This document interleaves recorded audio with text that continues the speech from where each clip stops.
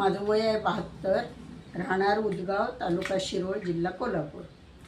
नोकरीसाठी माझे मिस्टर कोकणात होते, त्यांच्यासोबत मी कोकणात होते. ICDSमध्ये मी थोडे 20 वर्ष सर्व्हिस केली. त्यावेळेला मला स्वराष्ट्र आजाराचं थोडं थोडं जाणवायला लागलं. बऱ्याच ठिकाणी डॉक्टर केले, कुठे असरुंडी आणि कुठे बेळगाव एवढे डॉक्टर झाले, पण टेम्पररी मला बरं वाटायचं, परत आहे ते आहे. आणि सोरोसिस आजाराचा काय त्रास असतो तो मी चांगल्यापैकी अनुभवला. सांधे कसे पकडले जातात, खपल्या कशा निघतात, आणि असं करत करत मुंबईपर्यंत डॉक्टर केले, पण मला म्हणावं तसं कुठेही गुण आलं नाही. टेम्पररी 1-2 महिने बरं वाटायचं, परत आहे ते आहे. असं होता होता रिटायर आम्ही झाल्यावर उदगावला आलो. उदगावला आल्यानंतर विजय पाटील डॉक्टर, आयुर्वेदिक, होमिओपॅथी, त्यांचं नाव समजलं आम्हाला. म्हणून 18मध्ये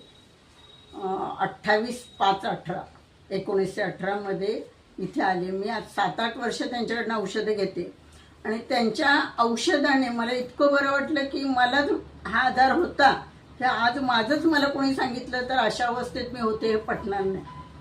आणि आलं की नाही की डॉक्टर आधी त्यांच्याकडे बघितलंच की निम्मा आजार कमी होतो. आणि त्याच्यामुळे मी आज जे जीवन जगते, आज माझं 72 वय आहे, त्या 72तल्या 8 वर्ष ह्यांच्याकडनं औषध घेते.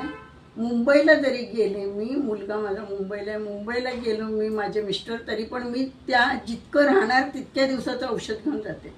आणि खरंच मी डॉक्टरांमुळे आज, आणि महत्त्वाचं सगळ्यात की त्यांनी डॉक्टरांनी आपल्या वाढदिवसाला एक जाहीर केलं होतं, 70 वर्षाच्या पुढच्यांना मी फ्री औषध देणार आहे. आणि त्याप्रमाणे आज मी फ्री औषधं घेते.